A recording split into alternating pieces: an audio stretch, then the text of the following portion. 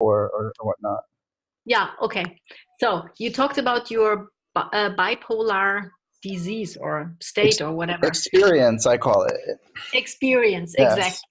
Um, is this something that you healed or that can be healed, or do you build a relationship to it so that you deal with it more consciously, or how do you treat it, or how are you today? How are you dealing with this? Or I think you just cracked the code for me by the way you asked the question, so thank you. okay. I think you put it in a word that I've been trying to say, which is quite simple, but I've never said, which I think the answer to your question is building a relationship with my archetype, with my DNA, with Yeah. my essential self. So I had a tagline called I had a turnaround in 2011. Like I met I saw a guy speaking on a video from a company called Mind Valley. Do you know the digital publishing company called Mind Valley by any chance online? No. There's this young guy named Vishen Lakhiani. He was a Malaysian guy who went to school in America, and he started a company for digital publishing, like self growth and things like that, to keep it simple. And I saw him speak on a video in 2010, and he was talking about something he called the 6 steps to awesomeness. Um, I should be able to rattle them off, but I'll come back to you with them.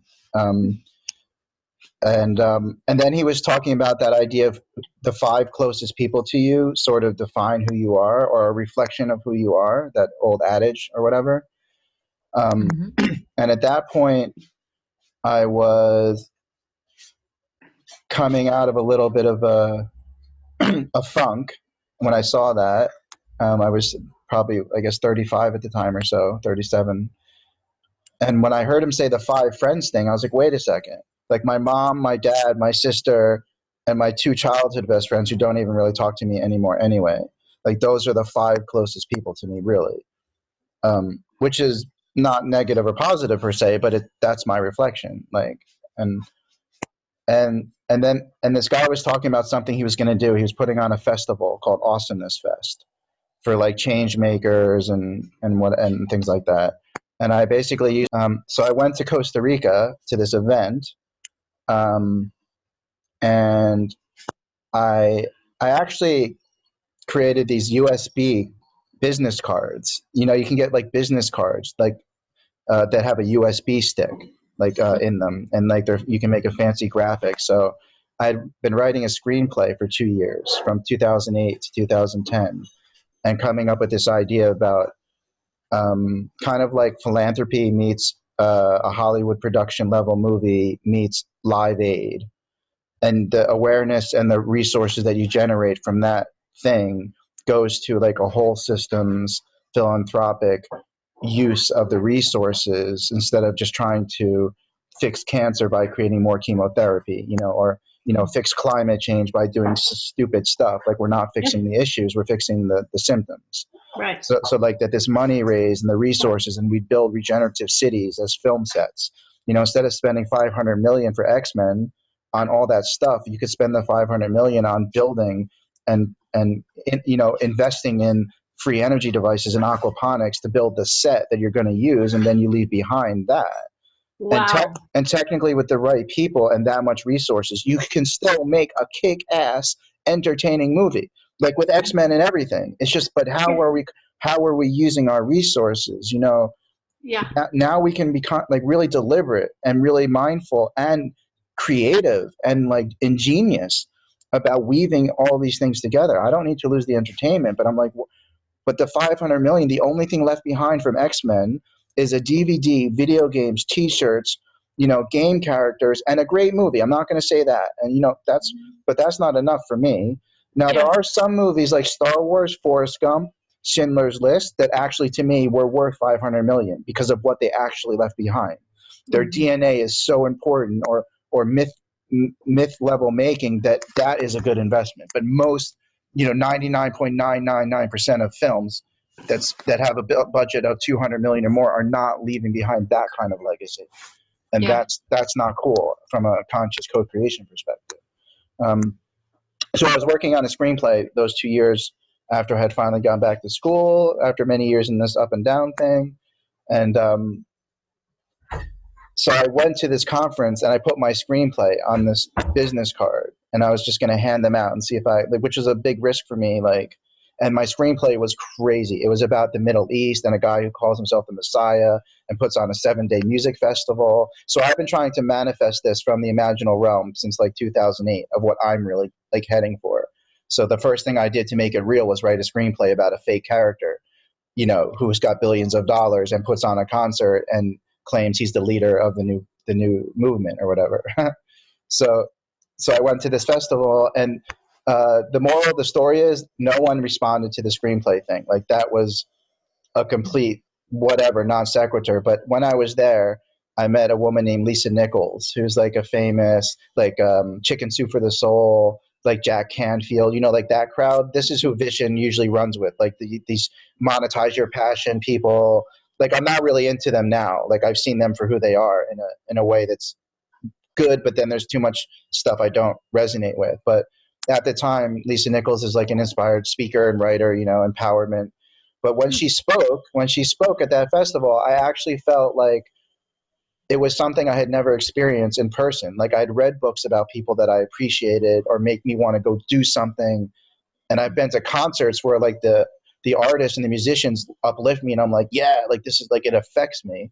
But this was the first time I heard like a single kind of motivational speaker, and I was like, I need to change. Like, I want to change. I want to do something, you know. And she was putting together, you know, they put together those co-authored books where you actually pay to be in it. So it's like a marketing tool for you to kind of create, to leverage into like a business kind of thing. So she was putting together a book called Unbreakable Spirit, about people who overcome something. So I started thinking, wow, my story of this bipolar history thing is really important. Just the story, like for me and for other people, but mostly, you know, for me. So I wrote this little chapter in her book. Um, and I thought I was going to kind of become like this entrepreneurial, you know, social entrepreneurial kind of guy with mental health, and try to go speak in schools and write books and get interviewed and et cetera, et cetera. And number one, I realized that wasn't my path as far as monetizing my passion. It was too focused on marketing, and I had to have a team of people. And I was basically trying to create a business rather than expressing myself, like what I wanted to do. I would have needed a team because it wasn't my role to create a business and do all the bootstrapping of that. Like, then I wasn't being my artist self. But more importantly, I wasn't ready. I had called it transforming mental illness into a blessing. So that's why I'm bringing it all back to your question. When I set out with that in 2011, my chapter was called Transforming Mental Illness into a Blessing, with the subtitle of Passion is the Gateway Drug, to play on marijuana. In the US, they always say marijuana is the gateway drug. So I made it Passion is the Gateway Drug.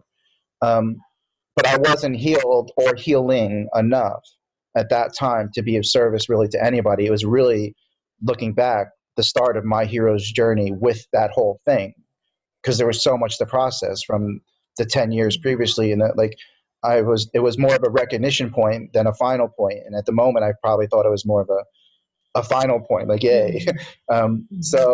So the last 7 years is more to answer your question about, is it curable? Is it building a relationship? So the last 7 years, at some point, I changed it, first of all, to transforming perceived mental illness into a blessing, not just mental illness, because labeling things mental illness is a pathological thing to do. It's not necessary. It's not accurate. It's not helpful. It's not empowering. There's no need to pathologize someone because they have a diverse set of experiences, even if it's like other people. Classifying things is great because you want to know how you can help people. So it's important to know, like, this person locks the door 150 times before they leave the house.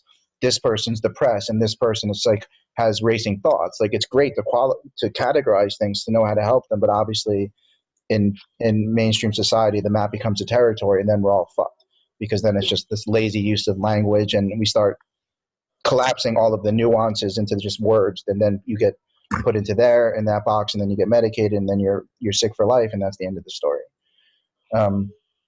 So at this moment, I believe I've built a relationship with myself. in that sense, the bipolar experience can be cured. I do see it as in, like I said, an archetypal. It's kind of like an archetypal thing to me. It's like that's kind of it's in your nature. So it's important for me to honor and acknowledge, like, my experience in the past has been up and down. That's really the essence of the bipolar, what they call the mental illness, that you're, cycling between lows and highs, etc. And then there's many symptoms that come along with the lows and highs. But anyway, that was long-winded. Thank you for listening.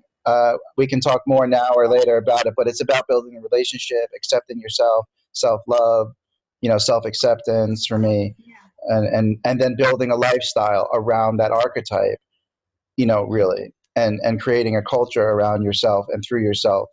And then, yes, by far, way less of this, like way less of the spectrum of the super high or super low. It's been more, condensed. Yeah. And then the beauty is that I can access the positive qualities of what people call psychosis or suicidal depression. And the positive is depression is integration. Depression is reflection. Depression, I mean, that's it. It's integration, reflection, to keep it simple.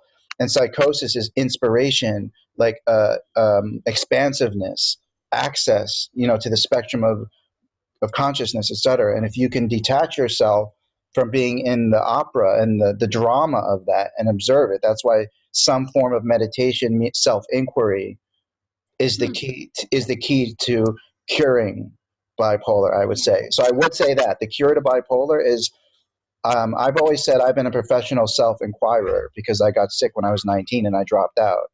Rather than spiritual, even though I identify with spirituality, I like that old-fashioned, like, philosophical know thyself or self-inquiry. Like Ramana Maharishi was my hero. Like, when I started asking, who am I? Obsessively, that was my yoga. Like I latched onto that question, like, at some early stage in my 20s, and I've basically been working with that ever since. Other than a couple of years ago, it shifted a little bit. I finally got an answer for myself, which was another question, but that was really important. So now I have a different relationship with that inquiry itself. Wow. And I'm working to stabilize more in that witness sort of non-dual, whatever, neutral, like, to just be more stabilized in that. I think that's what helps me be more here. But as a performer and artist, like, it's like I still have some of the same thoughts go by and feelings I did when I was, considered psychotic or depressed. It's just that now it's like I can choose if I want to follow that for some reason, or I want to explore it for some reason, or I want to use it as like a creative impulse or something like that. So yeah, thanks for asking that. The way you put it really just helped me kind of have a little bit of a different framework. And I am approaching much more clear now to being able to help people in some way. I don't think I'm a traditional healer. Like, I'm going to sit with the one-on-one. It's something else. It's more about creativity and innovation and just walking the path is something that can heal people. If they see you and what you're doing, and then they hear your story, and then they're like, oh, it's possible. Like, most people, you won't meet many people like me that were in the psychiatric ward against their will 7 times and medicated, and then come back from that to be able to speak about it. It's quite a weird thing. I mean, it's a niche thing to sort of be an expert in psychosis and mental illness. But yeah, that was my path. And 6 months before it all happened, I said to my friend, how will I know genius if I don't know insanity? So I called that shit in. And apparently I was going to do a PhD in it. I didn't want to just do it once or twice. I was very interested in understanding this thing. Amazing. Yeah. Wow. Really beautifully said and explained. So clear. And I mean, as long as you find your way back into the present, you're safe. Exactly. See you tonight. Yeah, tonight. Bye. Bye-bye.